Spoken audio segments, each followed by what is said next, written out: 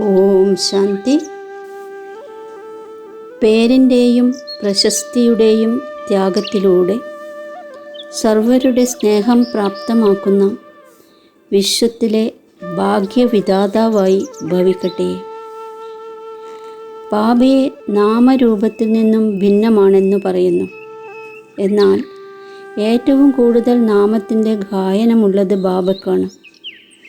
അതേപോലെ താങ്കളും അല്പകാലത്തിൻ്റെ പേരിൽ നിന്നും പ്രശസ്തിയിൽ നിന്നും ഭിന്നരാകുക. എങ്കിൽ സദാകാലത്തേക്ക് സർവരുടെ സ്നേഹി സ്വതവേ ആയിത്തീരും.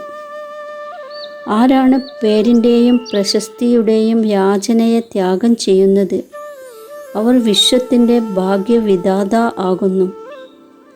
കർമ്മത്തിൻ്റെ ഫലം താങ്കളുടെ മുന്നിൽ സമ്പന്നതയുടെ രൂപത്തിൽ സ്വതവേ വരും. അതിനാൽ അല്പകാലത്തിൻ്റെ ഇച്ഛാമാത്രം അവിദ്യ ഉള്ളവർ ആകുക.